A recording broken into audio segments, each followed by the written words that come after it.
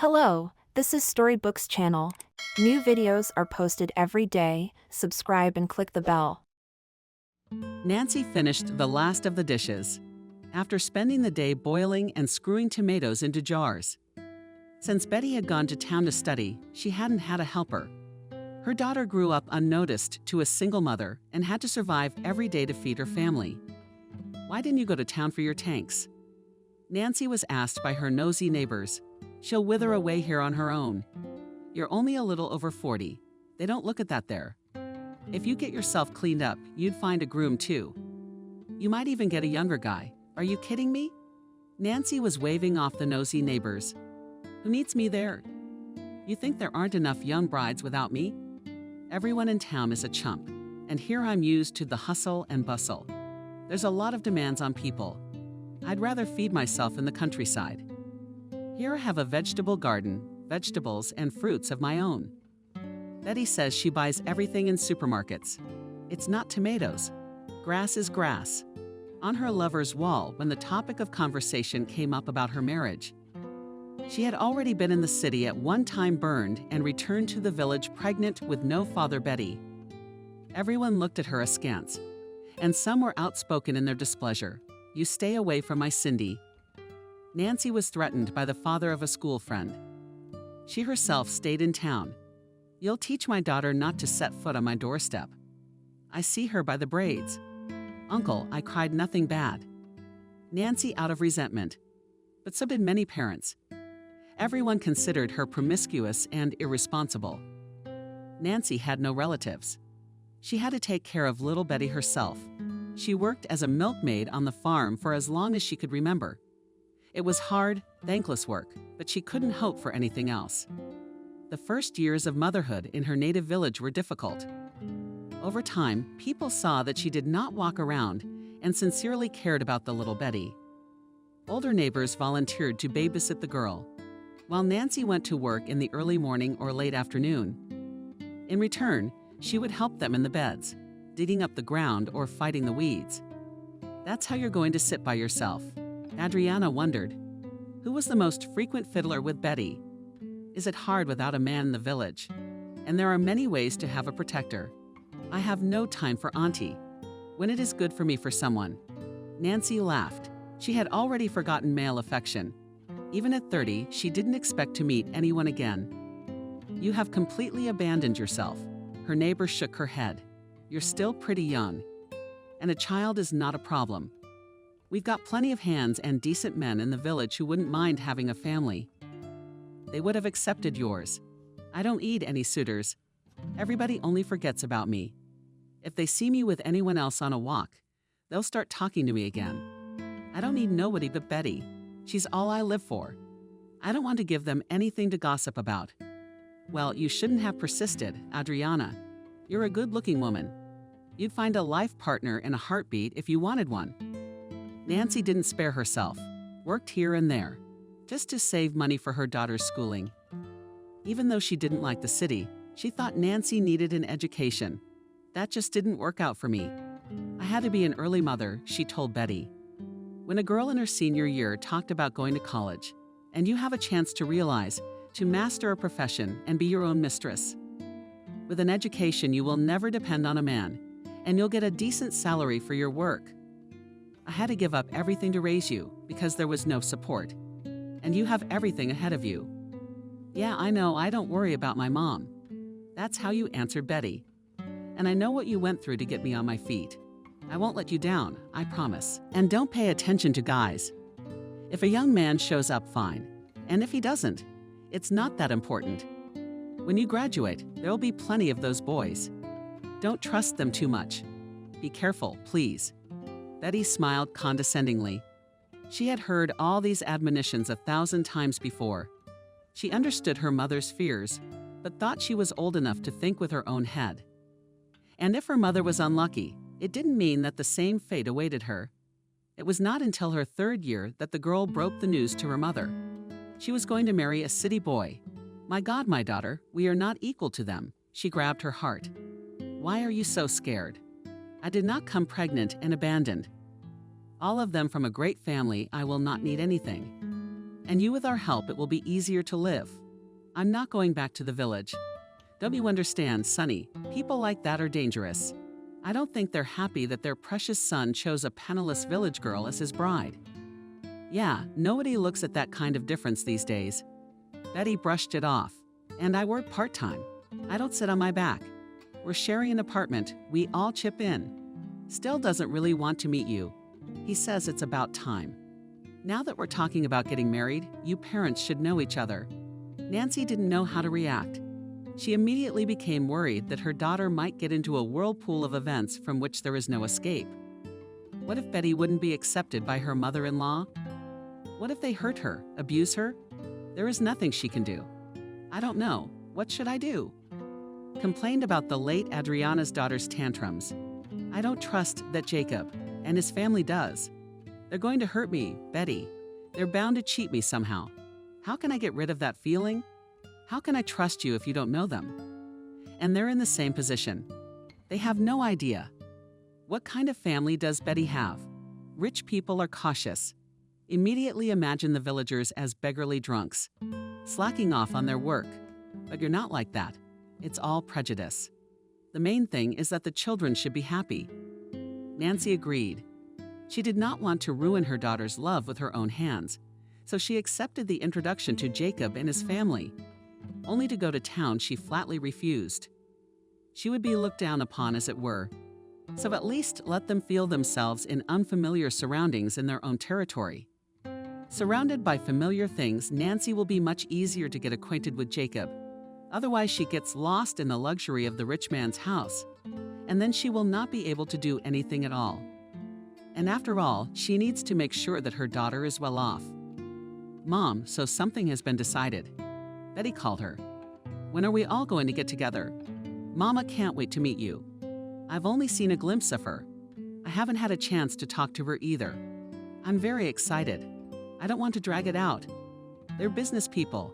They're on a schedule. And we can't give them an exact answer. We won't give them any appointments. Do not worry, everything will be. We'll just meet at our place in the village. I've fixed up our cottage. I'll put it in order. I'll cook something from Grandma's book. They probably haven't tasted the vegetables and meat we have here. I mean, we got our own stuff. It's healthy, it's real. Don't overdo it. And when you do, you'll figure it out. Tell me. I'll come help. Betty smiled into the phone. She couldn't be happy that her mother had agreed after all. She was afraid it would take a long time to convince her. But Nancy made up her mind. Only she didn't have much money for such PR. Sure, she had some savings for emergencies, but even that wasn't enough. Neighbors would respond to the request, but not everyone had the right amount on hand. I hear you're getting your daughter married. Nancy almost jumped at the voice behind her. Peter, the owner of the firm, made her just before she started work. He was a widower and often hinted at the intimacy of cohabitation to his employee. Only Nancy had no sympathy for the overweight, narcissistic narcissist. She hated that such a man had any feelings for her. Peter was always sneaking up behind her to take her by surprise. Once she had even slipped with fright and found herself in a clinging man's embrace, from which it was not so easy to get rid of. While we meet the parents, Nancy replied without looking at Peter. Then we'll talk about the wedding. Betty is all grown up, soon to leave her mother. What are you going to do? You will have to think about your personal life. Say too, smiled Nancy, as if her life is already over. At my age, it's unseemly to think about such things. The woman was glad that Peter had said no more. She managed to avoid his silly jokes and not to inhale the alcoholic fumes. He was a drinker and did not avoid other bad habits. Peter also had no shortage of money for entertainment. Then Nancy realized that he might be the only one who could lend her the money she needed to meet her family. Jacob, just what could he ask for in return for her request? This was what Nancy dreaded. For days, she walked around immersed in her own thoughts, never daring to come up and voice out loud what was troubling her. What's the matter with you? Like a drowned in water walking around? Asked her colleague. But Nancy merely shrugged it off. In any case, she had no one else to turn to. Here you yourself came to me with a sleek smile, said Peter. Left alone, that there was no one else to ask. Yes, I knew you showed up. He scoffed. I got it right, down to the penny. You know me, I do not need strangers, Nancy said firmly. She knew she was in a vulnerable position, but she wasn't about to wag her tail at a man. I can't give you an exact date, but I'll pay you back in a couple of months. What's it worth to you? But Peter didn't agree. He looked at Nancy, knowing what it would cost her to approach him. Only he wasn't going to turn a blind eye to how long she'd ignored signs of his attention. You should have been more at ease with me, he retorted. I'm always there for you, aren't I? Always frank, and most importantly, did not hide their intentions. You've been playing dumb, so I'll say this. I won't give you any money. You cannot try, but do not get upset, he said. Looking at the tense faces of Nancy, who was about to leave Peter's office immediately. You have a young cow, sell her to me, and she gives a lot of milk. I can use it, and you get your money. It's a win-win for everybody. It's even profitable. You don't have to look for a buyer. I'm willing to pay now. Nancy was fenced in by such a brazen statement. But Peter left her no choice. In a situation like this, it was the only solution. He mocked her gloriously. After all, the cow was Nancy's main source of income. I have to think about it, she said, and left without saying goodbye. Can you believe the bastard? Crying to Orbit the same night, and looking so mockingly. He knows I'll be in trouble without a cow. Betty and I used to make cottage cheese, butter, and sour cream. The townspeople would often buy from us. If there's a good penny in my earnings by the road, how can you live on that pittance? But how will I be without my carpet? All these overbearing personalities are the same, Molly muttered, stroking her friend's hair. They like to humiliate the likes of us all is not enough for them. And not to make concessions. He wants to break you, the scarecrow. For so many years, the farmer has kept you in your place of work. He held on, tried to survive, and you wouldn't give up. Now he's decided to take the last of it. Your Betty will marry a rich man. You'll buy his farm and land and compare. From Molly's angry remarks, Nancy laughed through her tears. What a fantasist. Thank you for lifting my spirits. Nancy pondered for a few days, visiting her favorite cow. The more she looked at the cow, the more clearly she knew that she would do as Peter said. Forgive me, my swallow, cried Nancy, hugging the cow's large neck. You and I will see each other, just to live. You will go somewhere else now. No more tears. It's time for business. Peter's nagging voice made Nancy let go of the cow. It was hard on the soul, but the deed was done. Here you go. He held out an envelope where the bills were a little more than agreed upon. But this gesture of generosity did not make Nancy begin to respect Peter. He was more of a ruin to her than a savior. Betty, upon learning of her mother's sacrifice, cried with her, Mommy, what will you do now? You didn't have to try so hard to please. I'll ask Jacob. He will buy the cow back, the daughter promised. Don't you dare, Nancy cut him off. I didn't do it to make your fiance's family pay for me. It's all right to get by somehow. The main thing is to make the acquaintance work, so that I don't lose the cow for nothing. Mom, Sinai earns his own money. He can afford to help you. We'll be happy, won't we? It's nothing to him. I don't want you to be sad without a box. I know how attached you are to it. Betty, I said no. You'd better come back next week when you're home. We'll clean it up. There's plenty of herbs. I still can't get my hands on the yard. Betty, as promised, came to her mother's house to help. Together, they tidied up every corner of the modest farmhouse. It had been a long time since Betty had been alone with Nancy for a few days. She had forgotten how nice it was to be around her mother, how cozy she was. Peaceful. Her daughter even cried and realized that she had a whole different, adult life ahead of her. And this house will remain just a childhood home. I want you to be happy with Jacob, Nancy confessed this evening over tea. She knew it would happen one day. Her only daughter would leave her home and become someone's wife, and then her mother. Only these events were still unexpected. Love each other, hold on to each other, and I will always support you. Nancy took her daughter's hand, and Betty's eyes filled with tears. I can't believe I'm so old now. How could it be? Time flies, doesn't it, Mom? That's the way it is in life. Daughter, before you know it, the best that would have been with you is already behind us. The day of introduction was inevitably approaching when it was time to meet the guests. Both Nancy and Betty stepped out into the courtyard on cotton legs, and a cold sweat broke out at the sight of the fancy black SUV that stopped next to the Helsinki wooden fence in front of the house. The mere sight of the car was already terrifying.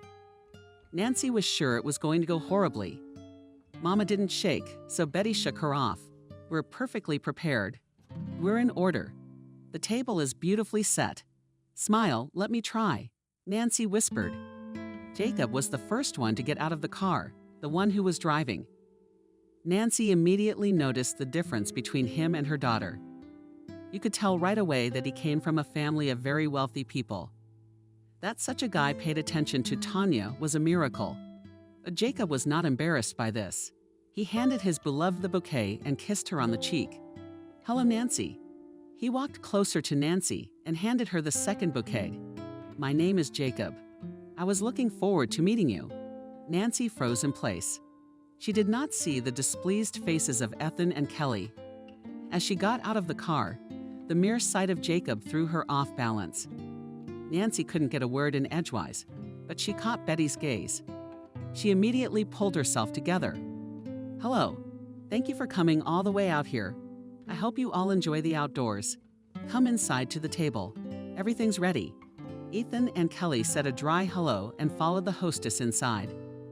The young people were glowing with happiness, anticipating the moment when they could be alone and share their experiences.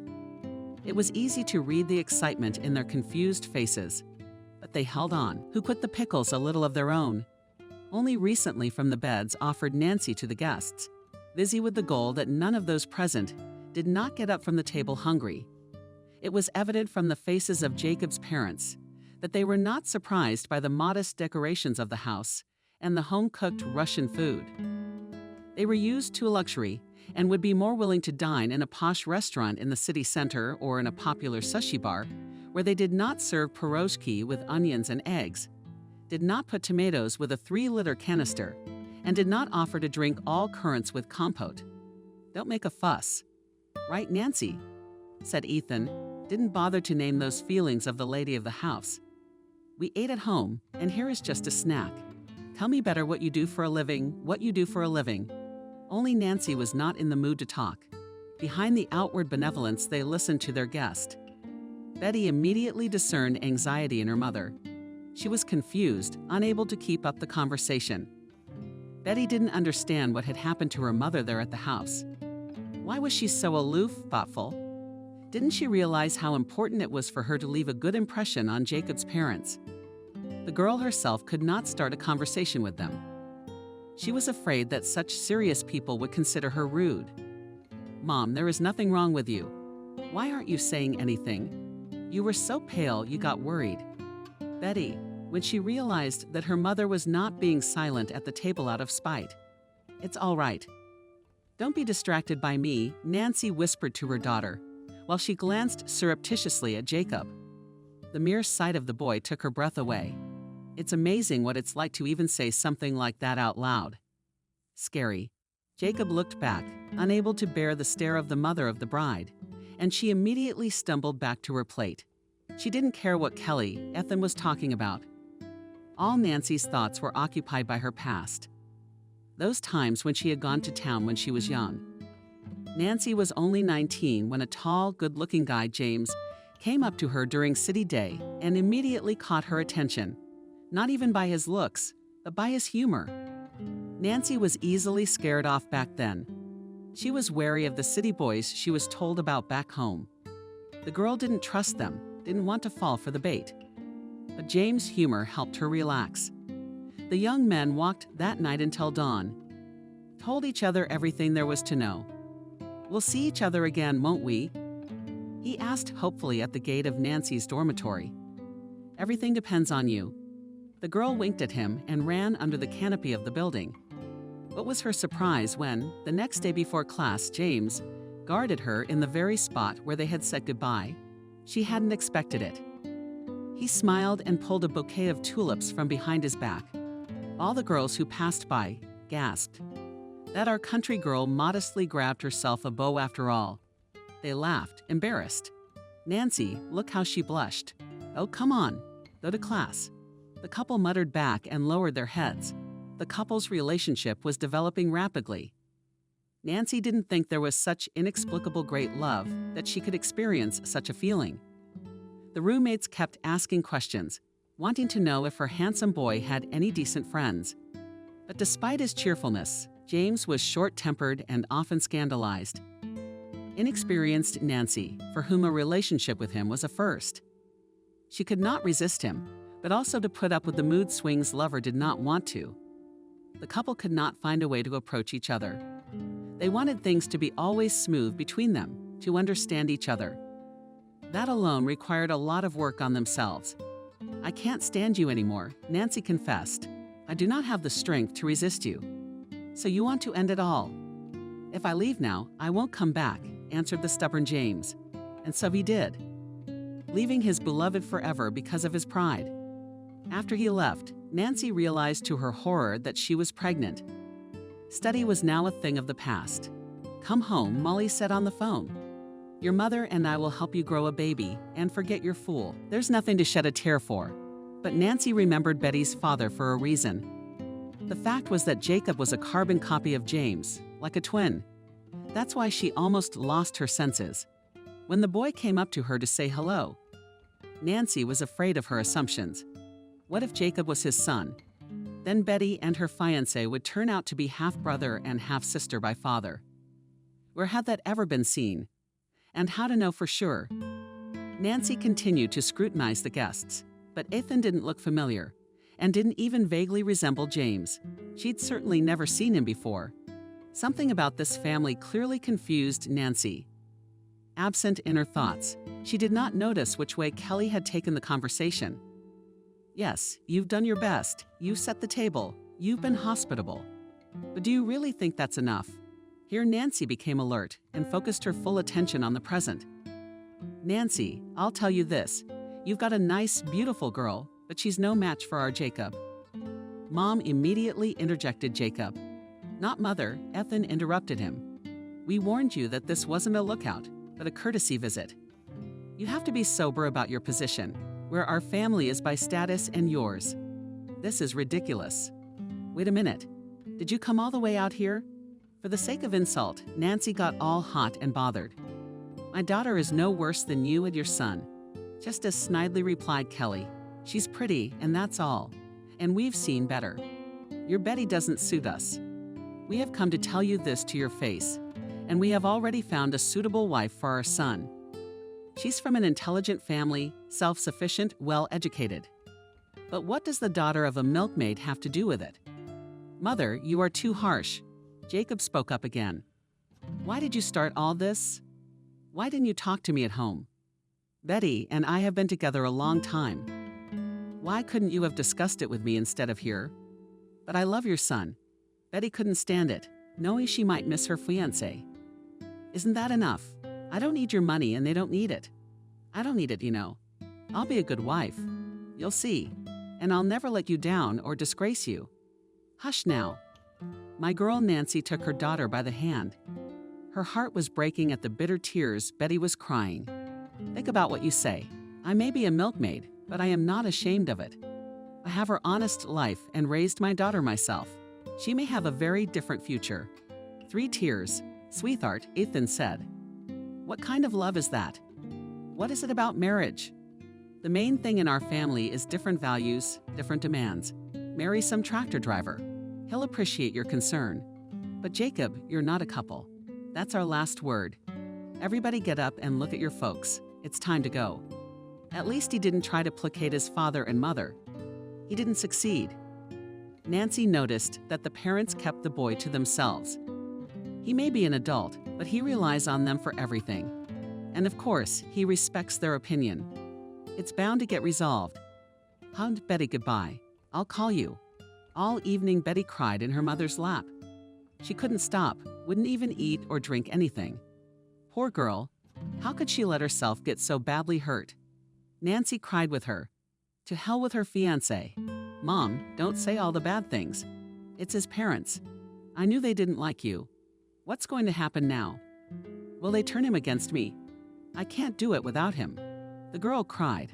All right, what do you say?" "I liked your Jacob. Good ones are nice. But you have to think with your head. Let's wait a while. Let's see what he has to say." Nancy was worried about two things: Betty's marriage and Jacob's striking resemblance to James. It hadn't occurred to her that such similarities existed. Nancy didn't tell her daughter about her observations. She wanted to figure it out for herself. Nancy wouldn't let Betty go into town. She decided to leave her at home to calm down and come to her senses. Breakups between lovers are always hard to bear, and if the parents are also difficult to recover from. Nancy saw that Jacob had real feelings for her daughter, but all his protests went unheeded. Powerful parents didn't want to put up with their son's wishes, deciding everything for him. When he arrives, the unlovely one, Nancy approached Betty. "Don't be afraid. I can see you looking out the window and not letting your phone out of your hands. I'm not going to swear. That's your business." The daughter didn't shirk. "Jacob says he can't go without me soon. I don't want to leave yet either. I don't feel safe there. I keep thinking his folks are going to come to our apartment and make a scene. They are so unpleasant. And in the future could be my speakers. I can't imagine." Sadly, sighed the girl. "How are we going to meet? I'm going on a business trip. So if you want to go for a walk or stay at home, I won't disturb you. Write me when Jacob arrives. I'll stay at Aunt Molly's." In fact, Nancy was going to pay a visit to the precinct officer. She was in the same class as Anthony. When Nancy returned to the village with a belly, only he didn't turn his back on her. Anthony had always liked her. At first, he even tried to court a single woman, but she was not interested. Nancy's first priority was the welfare of her daughter. And all sorts of love stories she pushed into a long drawer, but whether or not he was offended. A few years later, he found a bride and started his own family. And he and Nancy remained good buddies. Wow, what kind of people? Anthony smiled at the sight of an old friend who had come to put a lid on her new in-laws. "And you already know all about it?" "Sit down in the chair," Nancy replied. "Yes, the whole village already knows that you had a scandal. Is there going to be a wedding or not? At least invite me. What would you do without you? I didn't really come for nothing. I need help with some information. I want to find Betty's father. Where is he now? Any family kids? I need your help." Anthony was surprised by the request, but he did not pry. He had learned a long time ago that it was women who did what they thought was right and did not need advice. "What do you remember about him? How does he know anything about his relatives? Maybe there is a photo." Anthony promised to do his best, but warned that he would have to wait for the 8th day. Nancy realized she was running out of patience. She understood the police had enough to do. Every day there were some minor offenses going on, and there was paperwork to be done on every one. But she was more concerned about her own problems. In addition, since Nancy had lost her assembly, her life had become more difficult. Now in the summer period, she was saved by the sale of vegetables and berries from her own vegetable garden. She had no additional income from the production of dairy products. She already began to worry that she had started it all for nothing. She lost her breadwinner because of the arrogance of their rich people, and Peter's sly gaze, with which he was now seeing Nancy off, was driving her mad. The long-awaited call from Anthony came in the early morning. Nancy had just finished her morning double at the farm. "Hello, Anthony. Is there anything for me?" "Good morning, Nasty. If you haven't had breakfast, come over to the ward. I'll tell you all about it. We had an employee's birthday party yesterday. There's a cake left over. Thank you. I'll be there in half an hour." Fight the excitement. Nancy made a quick bike ride home. And Polos got the news under the summer shower and rode over to Anthony's. She hadn't thought about James in a long time, weaned herself from remembering the time she spent with him. His voice laughing, his jokes. Sometimes she felt so sad and lonely that she wanted to take the little Betty in her arms and go looking for her beloved. But the woman was able to overcome it, coped with all the difficulties herself, and no longer dreamed of one day hearing even a word from James. Now Nancy was going to find out all about him. Was he married? Did he have children, and was he happy? "Come in," answered Anthony. At a knock in the office, sits down. Will you have tea or coffee? Coffee, please. Nancy replied, confused, and handed her friend a bucket of berries. I can see you are impatient. I'm sorry, but your James has been reported dead. Nancy froze, thinking he had misheard her. Dead how? She couldn't even imagine such a thing. It was easier for her to be angry with James, knowing that he was alive and happy and had accomplished so much.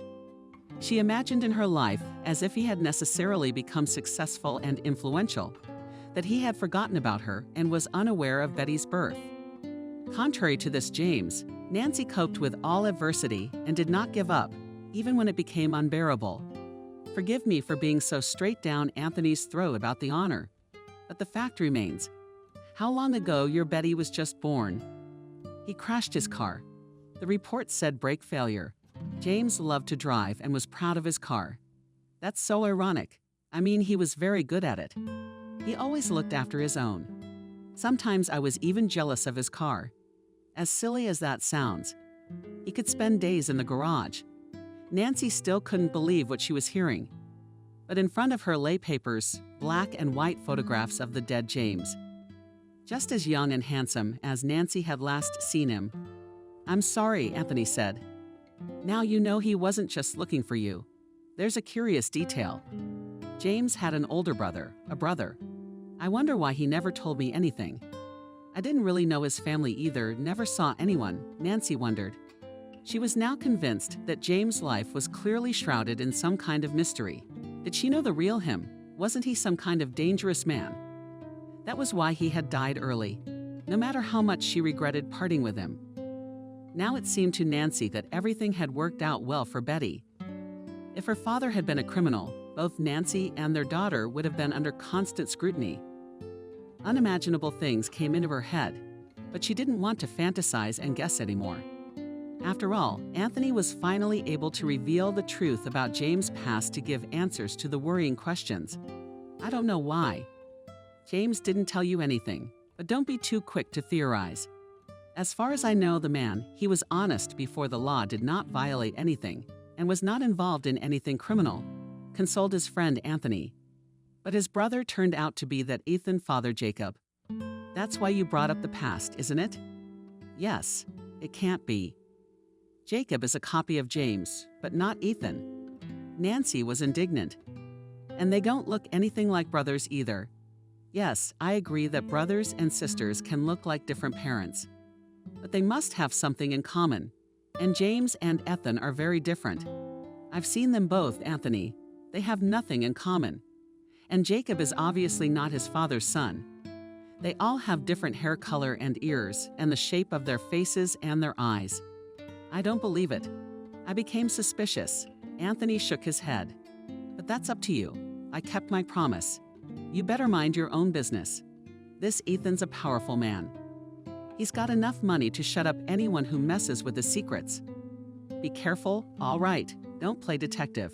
I can't promise anything, but thanks for your help. If it wasn't for you, I wouldn't have known about James. We should at least tell the Tanks. She has a right to know about her father. Nancy returned home in complete disarray. She couldn't get over the idea that James had been gone a long time. How many times she had imagined meeting him. How many times she had wanted to see him, but had no idea it would never happen. Now Nancy was worried about both her daughter and Jacob, who may have been living in complete ignorance of his family. He could not have been Ethan's own son. Maybe he had been adopted. Maybe after James died, his brother had taken it upon himself to raise the boy orphan Nancy. Everything had to be figured out so that the children wouldn't make the mistake of committing their lives to each other as spouses. Determined, nevertheless, to prevent the lovers, Nancy entered the house, where she found her daughter with Jacob. They were sitting cuddled up on the couch and looked quite sad. Hello. The boy immediately got up from his seat. He looked guilty, though Nancy knew it was not his fault. Hello, Jacob. Sit down. Don't worry. I don't mind you being here. How are things at home? My parents are still raging, threatening to marry me to someone else, but I will not give up, he told Senia. And she involuntarily smiled. I think they are worried about you, afraid of what you will do. Wrong choice. But Jacob suddenly became even sadder and looked away. They've always been like that, just forbidding things and standing their ground. I don't remember when they were on my side. They always did things their own way. At that moment, Nancy realized again that her hunch had not deceived her. Since Jacob, from the beginning of this conversation, its development would not seem suspicious. What was your childhood like? It seems to be varied for children of affluent families. Maybe I'm not tactful, but you clearly had more fun than my Betty. The youngsters perked up, seated at the table, on which 3 mugs of sugar jar and homemade cookies appeared, thanks to Nancy's efforts. I wouldn't say that. I was forced to learn. There were hardly any friends. I, on the other hand, envied Betty. It's such an expanse of river here. I don't want to have any fun. My parents were always busy with some trips and negotiations, and I was left with babysitters or relatives. I don't know why they cared so much about my daughter-in-law, if they never really cared about me. She did not look at her fiancé sympathetically and squeezed his hand. And Nancy was once again convinced that something was really wrong with the family. She was determined to find out the truth. That night, Nancy let Jacob stay. She didn't know if she was doing the right thing, but she couldn't separate her daughter from her fiancé. Maybe she should have done what Kelly had done. Ethan forbade them to communicate, to put pressure, to ruin the relationship. But Nancy couldn't do that. She wasn't sure that Betty wasn't a sibling, so she took her time to take action. If this turned out to be true, Betty's heart would be broken just as it had been 20 years ago. This was not the fate Nancy wished for her only daughter. Returning from her morning plank at the farm this morning, Nancy caught Jacob scaring behind the SUV with Ethan. The man had come to pick up his son to remind him once again of his stupid decision. How many times can we drag ourselves to this milkmaid's house? Have my mother and I all decided to get in the car at home yet? No, I love Betty. You can't decide for me anymore. I'm an adult and I'm responsible for my own actions. I've been stubborn, in spite of my father's frown. You realize you're letting your family down because of some runaway. There's a lot of them out there. What's she got on your mind? Ethan's gone on a screaming spree. There's a great bride waiting for you in town. She's a match for our status. It's either that or nothing. You're not marrying Betty. Nancy did not interfere with the angry men's conversation. She waited until Ethan let off some steam and drove her huge car into town by the cottage. Jacob returned to Tanya's house in no mood. He was exhausted from his quarrel with his family. It was the first time he had protested so openly to them, but he wasn't going to give up. His parents had suppressed him all his life. However, he did not want to give up Betty to please them. Though Anthony warned Nancy not to play detective, she could not do otherwise. She'd seen it in the movies as one hair at a time.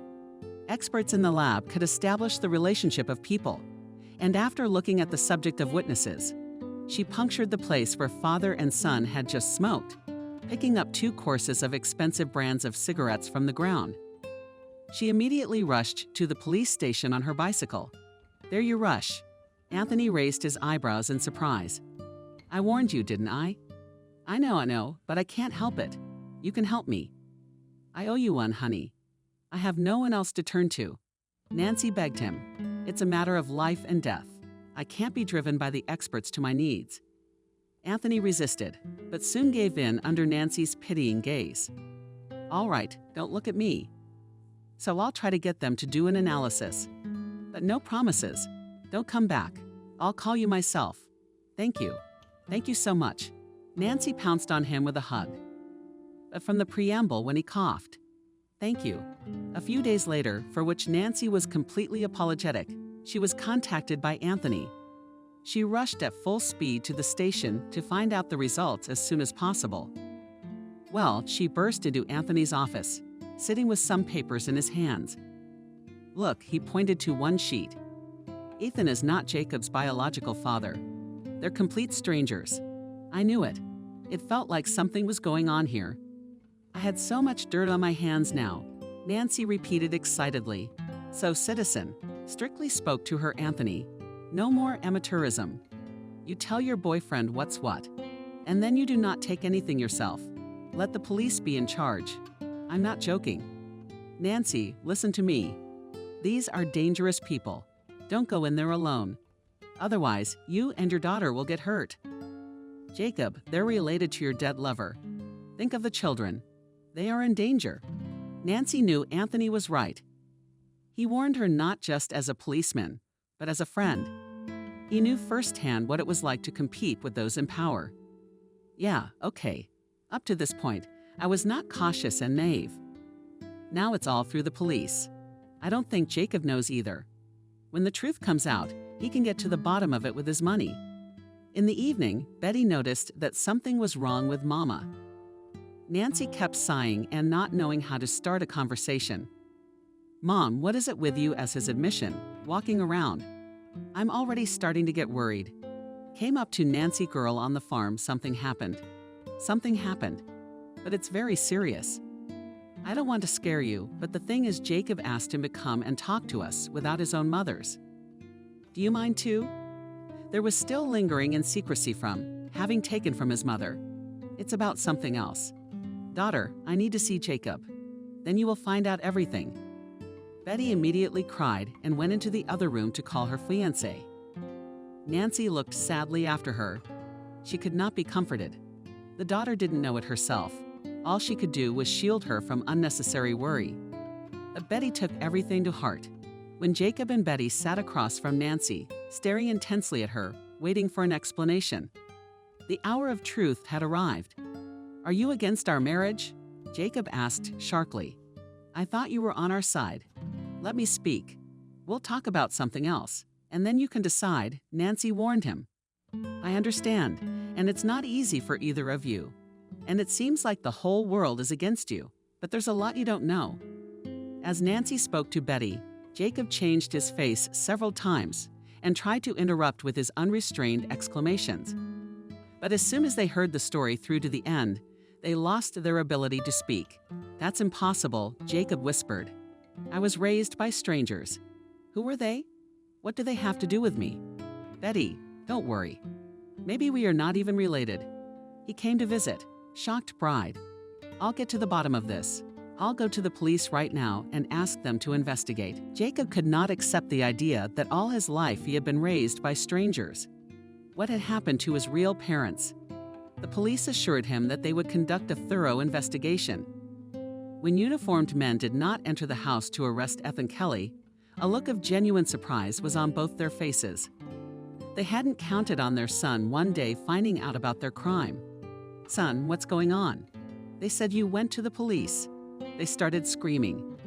Kelly, resisting arrest. I know you're not my family. And the rest will be handled by the investigation. But we didn't lie to you, son. We love you. We raised you. The woman shouted after him, and Ethan gave him a furtive look. He knew that this was the end for him and his wife. Never before had he seen Jacob so confident and determined. He had grown up, become a man who would no longer let himself be led around by the nose. Ethan and Kelly, who turned out to be David and Anna many years ago, worked in the garden. But Jacob's parents, Ethan, his birth father really was James' older brother, and already had a 2-year-old son at the time. Anna followed me everywhere as a married woman. That's all. It was all my idea. David stated during the interrogation. After he found out about the DNA test results, he didn't play dumb. I never liked Kelly and Ethan. They lived too lavishly at a time when the whole country was in shambles. Arrogant, he declared. I didn't think it was fair. Hard workers like us could never get rich like that. But these were passing it on. That's when I suggested my wife get rid of them and take their place. She, in the next room, interrogated in tears, told a similar story. She denied the truth for a long time, cried, covered herself with Jacob, to whom she clung as her own son. But all these tricks didn't work on the investigator. They had seen more sophisticated liars. We spent a long time planning how to pull this off without too much hassle. No one should have been suspicious of the nose, the woman explained to the investigator. When Ethan and Kelly and Jacob went to vacation out of town, we followed. There we locked them in the house and set them on fire. Only Jacob was spared. He was just a baby. We didn't have the heart to cut off his innocent life. He grew up different with us, Anna said proudly. We raised him strictly to appreciate what he has. He knows the cost of money and doesn't throw it away with his own parents. He became just another useless rich guy in Tom's fire. We left our belongings and papers behind, David confessed. Jacob knew us and was another confirmation of our legend. No one was suspicious. The deceased had no close relatives, and they kept everyone at a distance, as if they were of royal blood. For Cindy, the truth came as a real blow. She didn't hug him, she tried to comfort him. But the boy could not accept the fact that he had been raised by his parents' murderers. Now I understand why they treated me that way. They never took an interest in me, never praised me. I was always forbidden and punished for everything. Jacob recalled his childhood. I'm sure your mom and dad loved you. They must have been good people and wouldn't have hurt their child. Stroked him on the head, Betty. She sighed with relief that she and Senya did not share a father in common. Their kinship did not particularly embarrass the lovers. After all, fate did not bring them together in this way for nothing. During the investigation, it became clear that Anna and David not only burned Ethan Kelly, but also got rid of James. He was the only close relative of the family. They rarely saw Ethan, but if something went wrong, he would intervene. He acknowledged all of David's new crime. He was visiting after the fire at the country house. Wanted to make sure his brother's family wasn't hurt. That's when we worked on his car. I used to work as a car mechanic. I knew how to disable a car without being noticed. That's how James ended up in a concrete fence. And me and Anna have been living someone else's life ever since. Jacob was crushed, really, by his family. He became an orphan at once and the sole heir to his parents' entire fortune. The guy didn't seem to be ready for that, but he was holding up pretty well. Those things would go down for the rest of their lives, shouted he to the police. I won't let them get any leniency from the court. They'll pay for everything. While the trial was going on, Jacob had to face the paperwork to register all of her parents' possessions. He had the proper education and could handle the management of the family business. All stood stony-faced, singing with just anger. When they were sentenced in court, both received at least 20 years in prison without the right to appeal. They didn't even manage to hire decent lawyers to fight for them until the last moment. After all their accounts were frozen. Now it's all over, reassured the beloved. The truth is hard, but I will be there for you, and I will always support you. Of our family, we are the only ones left, sadly, smiled Jacob, looking at his bride on the cheek. And we will revive her. Obviously beloved. Now no one and nothing will stop us from being together. After breathing in the fresh country air, Jacob suggested that it was there, in Betty's homeland, that we should have the wedding. We set up a long tent with a light cloth so the guests wouldn't get their heads burnt. Tables will be set up, decorations will be hung. There will be fresh flowers everywhere. Jacob strutted around Nancy's yard. It's going to be great. We'll just get our friends together. We'll leave all the jealousies and haters out on the doorstep. That's right, Betty clapped her hands together and jumped on her lover. We are going to have the best wedding ever. Nancy, who came up to the children, tactfully cleared her throat so as not to embarrass them. So this is how you prepare to have a wedding here? We have to clear the yard and level the ground. Otherwise, there will be no tables or benches to stand on. You have a way of ruining romance. Betty was fake offended. The workers Jacob had hired were handling the task skillfully at the end of the second day of work. When Jacob expected to wear them, turned to him. Jacob, you and I know each other. It's only nothing. But soon you'll be my daughter's husband, and let's face it, we're related without it. You may not have a mother anymore, but I can be one. You'll be a son to me, if you let me. Jacob didn't expect Nancy to say that. She seemed at once fair and persistent to him. But now she said something he himself would not have dared to say. Thank you. Unexpectedly to himself. Jacob held Nancy tightly to him and even shed a tear. I was afraid I wouldn't have anyone else to rely on. I hadn't been myself since the trial began, but you have been so supportive. I will be glad to be your son. Well, don't cry, Nancy leaned back and wiped away Jacob's tears. All the worst is over. About 50 people gathered for the wedding. The townspeople loved the idea of an outdoor celebration. Everyone was oohing and aching over the decor of the tent and tables. Those gathered were offered homemade goodies, their own pickles, fresh fruits and vegetables, as well as pies from Adriana's recipe, expertly spoiled by Molly. Youth so beautifully, she sighed as she hugged Nancy. Here you are, giving your daughter away in marriage. The women smiled. Silhouette then happy Betty in a light white sundress with a wreath of wildflowers.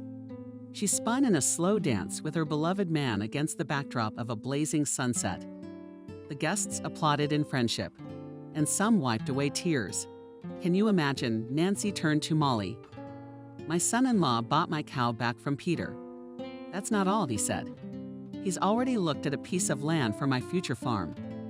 He'll start building it in September, to get it done before the cold weather. Nancy, that's wonderful. Molly is emotional, clutching her in his arms. How lucky you all are to be reunited. I imagine it will burst at the seams. Peter, when he finds out you'll have your own household. The women laughed and looked at the small stage where the newlyweds were sitting. The music died down and the couple stepped forward. Dear Mom, Jacob said into the microphone, we want to thank you for everything you have done for us. And personally, I thank you for having such a wife. He reached out and kissed Betty for the 100th time. And we have wonderful news for all of you, double cause for celebration. Mommy, we want to let you know that I'm pregnant. Blushing, Betty announced.